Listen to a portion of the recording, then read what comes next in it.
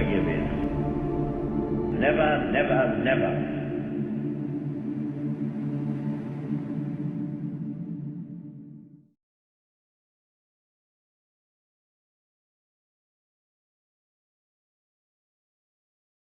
Edwina was escaping from the Nazis. Peter Boulden was farming that summer at Adlington near Ashford in Kent. We were close to the coast. Half a mile up the road was forbidden territory. You couldn't go into it unless you'd got a pass or a reason for going in. The Germans were close.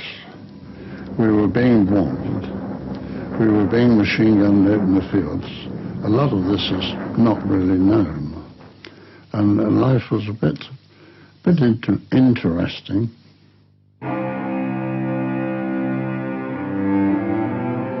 You see, when another factor comes into it, our parents went through the First World War. They brought us up to hate Germans.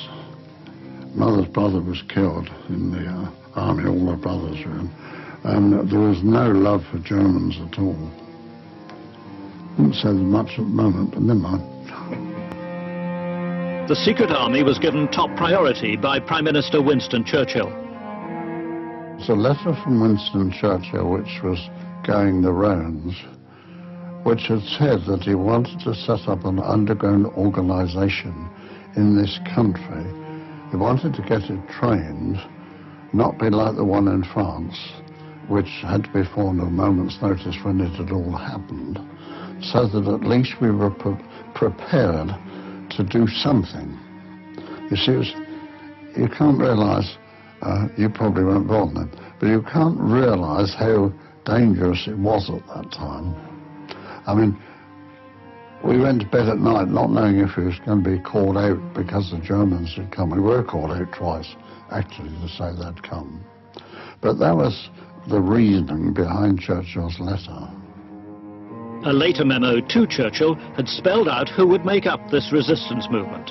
Farmers, farm workers, those in reserved occupations, and occasionally youngsters yet to be called up. Their role was to disappear underground and then to emerge and attack the German army from the rear. Their chief job was going to be sabotage. Sabotage as much as we could. We were close to the airport. We were trained to lay booby traps. We had I expect you heard from Dick Boddy the actual tripwire we had and the explosive device at the end. First thing we done was sign the Official Secrets Act. Now, as far as we were concerned, that was the end of talking about it ever, and we never did. Concealment with this one was really a wood hedge, been done quite cleverly. By the way, we don't know who dug it. We'd no idea. And no local, it was done by the army, but no local unit had done it. The units that done it were brought in, they did it and taken away again. Different patrols adopted slightly different training methods. We attacked army posts. We told them that we would be infiltrating and they wouldn't find us. Sometimes they did and sometimes they didn't.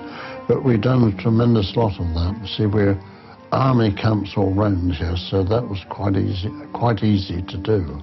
How did you prevent yourself being shot by them? I don't know, really. We didn't get shot. I suppose mainly because we didn't get seen anyway. We had to go up to the Garth. We had unarmed combat, explosive training, small arms training, first aid training. It was pretty intensive up there. So they taught us how to kill people the quickest way possible. You're smiling now, but it was pretty serious then. Yes, it was serious, but when you're 21, things are not as serious as they are when you're 80. When you look back now, you think, my God, what would have happened if it had happened? We're provided with parachutist daggers, revolvers, long-range telescopic sighted rifles. Anything we could blow anything up with, or anything we could kill anybody with. Sounds a bit like pirates. Well, it was a bit. That's what we were supposed to be. But above all, keep out of sight of everybody. to shorten the fuses in hand grenades, because what are they, 4 seconds, I think, 4 or 5 seconds. Anyway, we'd got to cut them to 2, because if you didn't, if you threw them into the enemy had time to throw them back. Well, on this particular occasion, one of the men dropped one with the pin out in the middle of a circle of us. But I've never seen anything probably as brave in my life. Captain All That, without batting an eyelid, just calmly picked it up and threw it out of the circle. Of course, he was in the First World War, but he knew exactly what to do and he didn't hesitate. We might have done quite a lot of good for a short time, but I think we were living in a fool's paradise. We were told, though, you know, that our maximum life would only be 10 days at the most.